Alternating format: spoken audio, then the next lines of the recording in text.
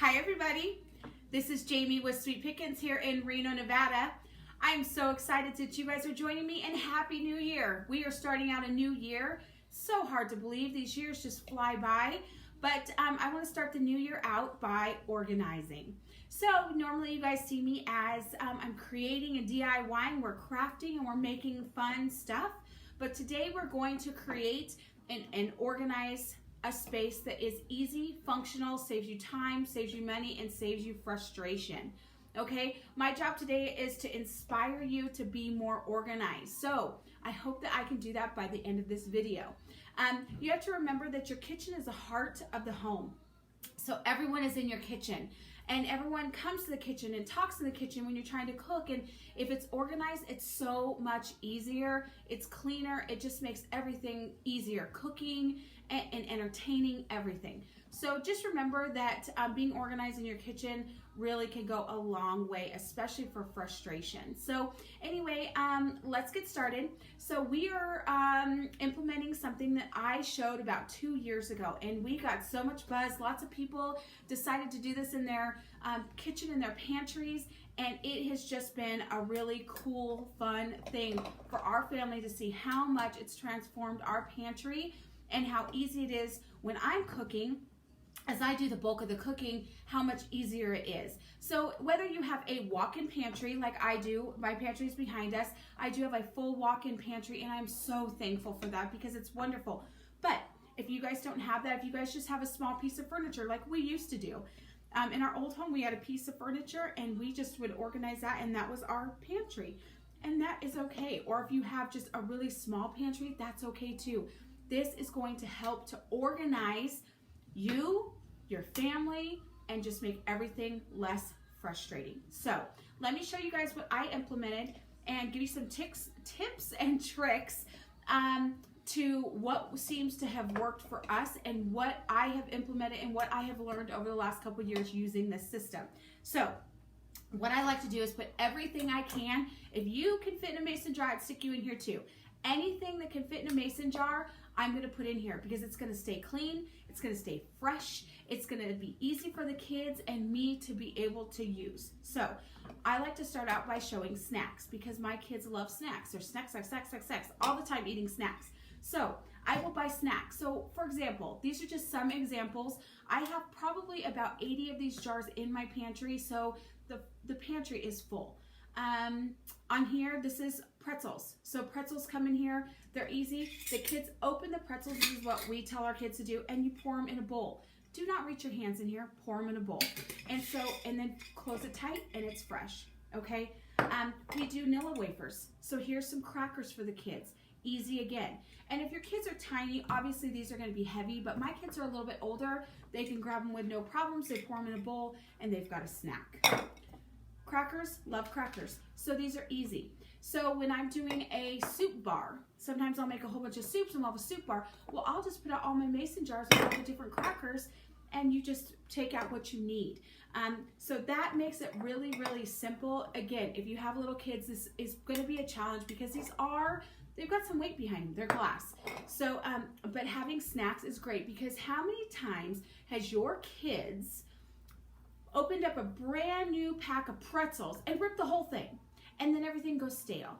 You know, it's so frustrating because we work hard for our money, and then they go stale, and then they go on the floor, and you're just like, ugh, now where do I put them? So you may replace them and put them in a gallon baggie, but then you have all these baggies, and it's a terrible system. So cereal too. How many times does your kids open cereal and they don't close it back up, and then it goes stale? Kids don't care if it's stale, but I care if it's stale. So this is great for cereal. So let's talk about cereal. So my kids, we buy cereal, and we usually buy cereal at the box stores. So we get a lot of cereal. You know, it's usually 2 packages in a box. So I just fill up as many that will fit with our cereal. So this is a cereal that we just bought. And so I put in here, this is gonna stay fresh. Again, what the kids do is they just grab their cereal bowls, they pour it in their bowls, close it back up, and we're good to go. So now it's staying fresh and clean. So I know a lot of you guys do baking, right? So I have fresh walnuts from the farm, and so these walnuts, they'll stay fresh. So I use walnuts all the time in my breads and my cookies and my oatmeal. I love fresh walnuts. So here, this keeps it fresh and organized and easy. So easy to get to. Normally walnuts will come in a bag, and when you're opening them, closing and opening and closing them, they tend to get a lot of air exposure. And not only that, if someone doesn't close them up all the way, now they're stale. Okay, so again, it comes back to baking. Your sugars, your flours, and I've also got my brown sugar here. Okay, so what I like to do, because there's lots of different flours, So I buy self-rising flour, and then I buy the traditional different flour. So what I do is, depending on the flour, I write on the top what it is. If it's traditional flour, I don't. But if it's a different kind of flour, I'll write on the top with an Expo marker, because Expo marker will actually come off when you're just scrubbing and cleaning your lid.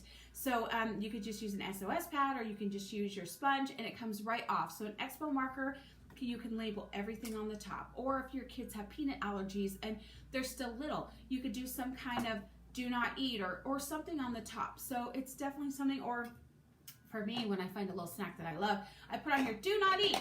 So, there's so many fun things. You can even do little inspirational quotes on all the top. There's so many things that you can do. So it's great for baking all the different flours and sugars and whatever you have. It just makes it really, really easy. So you've got these. And then, for example, we love oatmeal. So I buy this huge box of oatmeal at the warehouse store, and it will go stale. So I fill up usually like 4 jars of oatmeal. Now it's going to stay fresh, and I can make a ton of oatmeal. So this is great too.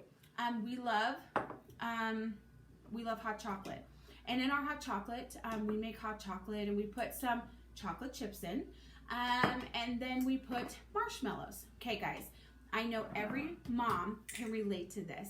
How many times have you bought a bag of marshmallows and the bag is stale the next day because the kids left it open? They did not close it, and then they're garbage. So there you go. That has now, you've lost out. It may have only cost you $1, but still $1 is basically in the garbage can because they're stale. So you can't use those anymore. These stay fresh. So when we make our hot chocolate, we'll make our hot chocolate. We'll throw some chocolate chips in here. These are great for baking and cookies.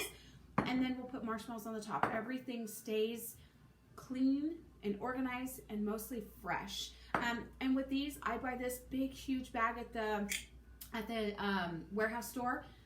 It's great. This is great because it fits right in one of these jars. So, even your cooking, your rices. Put all your rices, your brown rices, your white rices, any kind of rice that you have. We buy, again, the big boxes because we're a big family. So we buy the big boxes and we just fill us up. And you can see I've used this. So we never put our hands inside the jars. We just pour out, and I measure out. So you could do your rices. You can virtually put anything in these jars. I'm just specifically talking food, but there's so many things that you could do with these great big mason jars. And guys, it does save you so much frustration. Just think of that. So anywhere that you find canning jars, you can definitely find these. I do have a couple rules of thumb with us, and I've said this several times. We do not put our hands in the jars. So the kids know we just don't do that. It just keeps them clean and germ-free. And one other thing that I do to make sure that they stay clean and germ-free is after, say this rice, I make rice tonight and then I finish this jar of rice. What I do is even if I have more rice in the pantry that I was short a jar and I needed to fill a jar up, I will wash this. I will throw this in the dishwasher. I put the lids always on the top rack.